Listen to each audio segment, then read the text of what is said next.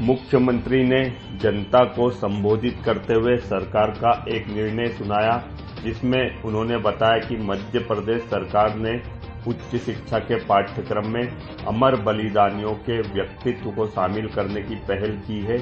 यशस्वी प्रधानमंत्री नरेंद्र मोदी जी ने नई शिक्षा नीति लागू कर गुलामी के सारे चिन्ह मिटाने का निर्णय किया। मुझे इस बात का गर्व है कि मध्य प्रदेश नई शिक्षा नीति लागू करने वाला देश में पहला राज्य बना। वो सबको एक तरफ रखते हुए शिक्षा नीति में केवल किताबी ज्ञान देने का प्रयास किया और किताबी ज्ञान के पीछे पीछे उन्होंने प्रयास किया कि वो हम सब गुलामी की दास्तान से उनके चश्मे से देखें, वो जैसा सिखाए वैसे सीखे। थोड़ा समय अलग था, हम कमजोर थे, हमारे जो मर्जियां जिसे घुमा सकते थे, लेकिन ऐसे कठिन समय में भी अंग्रेजों के सामने छाती जीना ठोक करके लड़ने का निर्णय किया। ऐसे अमर बलिदानियों को याद रखने के लिए शिक्षा के पाठ्यक्रम में भी लाने का मैंने उस समय निर्णय किया था।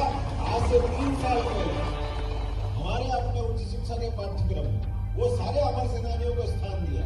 रानी अवंतीबाई, हृदय शाह, रघुनाथ शाह, शंकर शाह, जितने भी हमारे अपने टंटिया मामा, जिनको अपमानित किया गया था, पता नहीं अंग्रेजों ने उनको क्या क्या कहा था, कोई झूठे मुकदमे लगवा, उनको डके तो पता नहीं क्या क्या कहा गया। हमने कहा ये अंग्रेज का शासन काल था, ये वो उनके शासन में जो मर्जियां करें, लेकिन अब तो सरकार हमारी है और हमारी सरकार में ये यश हम क्यों नहीं दे सकते। और मुझे इस बात की प्रसन्नता, यशस्वी प्रधानमंत्री नरेंद्र मोदी जी की सरकार ने निर्णय किया कि नई शिक्षा नीति लागू करेंगे और ये गुलामी के सारे चिन्ह मिटाएंगे।